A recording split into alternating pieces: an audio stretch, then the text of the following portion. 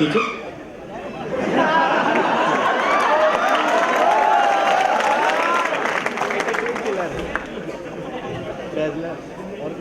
कुर्सियां थोड़ी कम पड़ गई, आदमी थोड़े ज्यादा हो गए।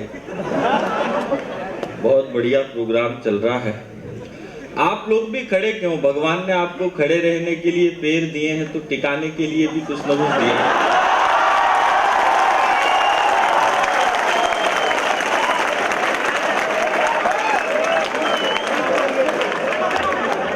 महान वैज्ञानिक डार्विन का सिद्धांत है कि हम शरीर के जिन अंगों का प्रयोग नहीं करते वो धीरे धीरे लुप्त हो जाया करते हैं।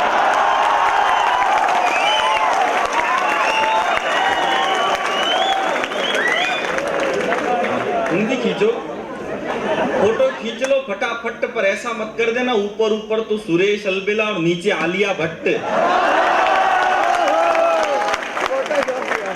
अच्छा, फोटोग्राफर जिंदगी में वही बनता है जिसको ज्यादातर दूसरों के घरों में ताक झाक करने की आदत रहती है। अब ये मेरी फोटो खींच रहे हैं, कल अखबार में छपेगी, परसों आप उसमें कचौरी समोसा रख के खाओगे, फिर नाली में फेंक दोगे, तो कोई ढंग का काम तो है ही नहीं।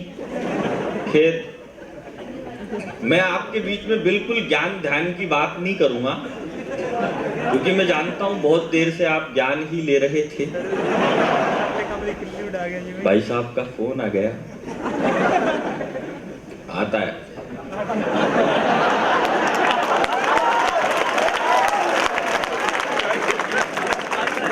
इतने समझदार लोग तो मुझे जिंदगी में पहले कभी नहीं मिले।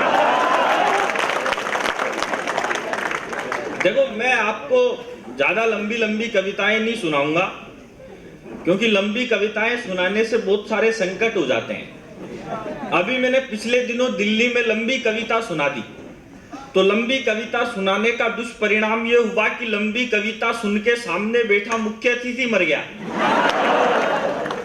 पुलिस मेरे को पकड़ के अदालत में ले गई। जज बोला कि तूने ज्यादा लंबी कविता सुना के हमारे अतिथि को मार दिया, इसलिए अब तुझे फांसी पे लटकाया जाएगा। तेरी कोई अंतिम इच्छा हो तो बता। मैंने कहा, जज साहब, वो मुख्य अतिथि तो मेरी आधी कविता सुन के ही मर गया। अब मैं आपको पूरी कविता सुनाना चाहता हूं।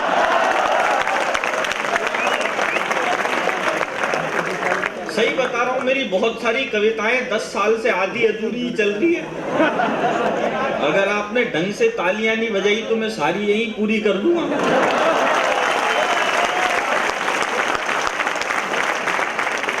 मैं एक एक लाइन में अपना काम करूंगा, है ना? ताली बजाओ, आपकी इच्छा हो तो बजाओ, नहीं मन करे मत बजाओ। परेशान होने की कोई जरूरत नहीं है, क्योंकि माल ओरिजिनल हो तो अपने आप बिक जाता है।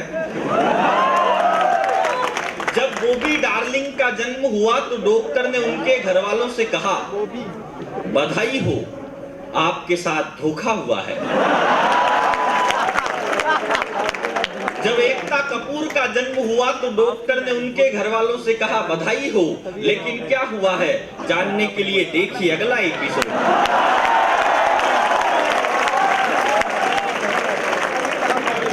ये एकता कपूर भी भाई साहब क्या गजब गजब के सीरियल बनाती है। इसका चक्कर उससे, उसका चक्कर उससे, उसका चक्कर उससे, और सीरियल का नाम होता है पवित्र रिश्ता।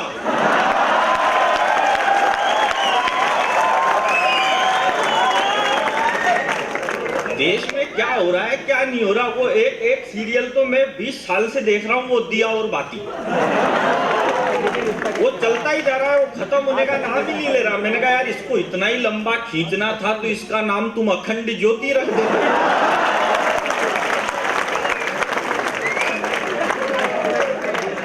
जब प्रभु देवा का जन्म हुआ तो डॉक्टर ने उनके घर वालों से कहा, बधाई हो, लेकिन बच्चा हिलना डुलना बंद करेगा तभी तो बताएंगे कि क्या हुआ है। जब अरविंद केजरीवाल का जन्म हुआ तो डॉक्टर ने उनके घर वालों से कहा, बधाई हो, धरना हुआ है।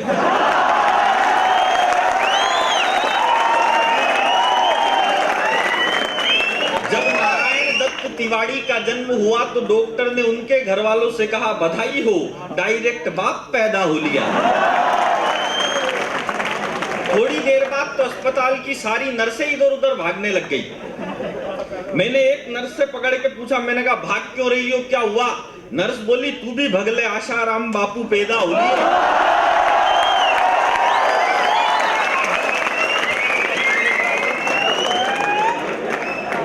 देखो, मैं आपको सच बताऊं, हिंदुस्तान की सरकार ने हर लड़के की शादी की उम्र तय कर रखी 21 साल।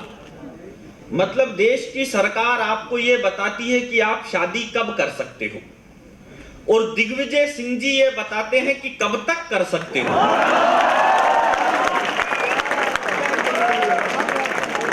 और आशाराम बापू और नारायण दत्त तिवाड़ी से तो ये शिक्षा मिलती है कि जब तक वैलिडिटी खत्म नहीं हो जाए